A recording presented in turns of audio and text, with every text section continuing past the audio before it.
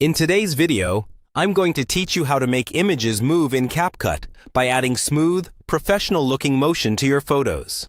We'll start right from the beginning.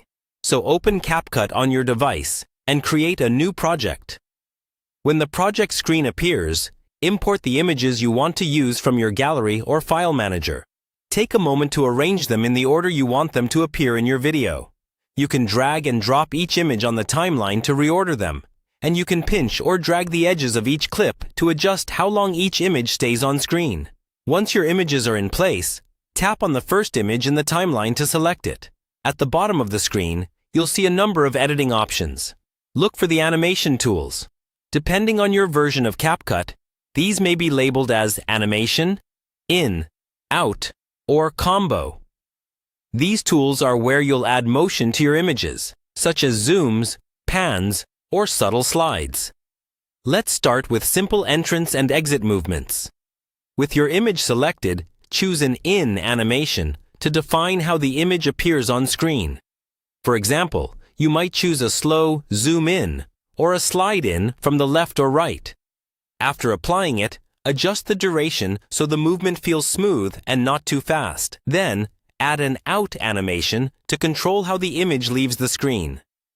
A gentle zoom out or slide down often works well for a clean transition.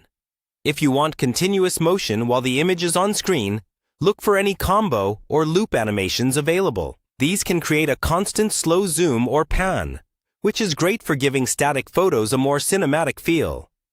Again, always preview your changes and tweak the duration to match the pacing of your video and any background music you're using. For even more control, you can use keyframes if your version of CapCut supports them. With the image selected, move the playhead to the beginning of the clip. Set a keyframe, then adjust the size or position of the image. Move the playhead forward, set another keyframe, and change the size or position again. CapCut will automatically animate the movement between those 2 points.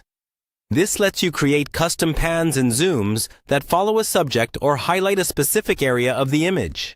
Once you've added movement to one image, repeat the same process for your other photos.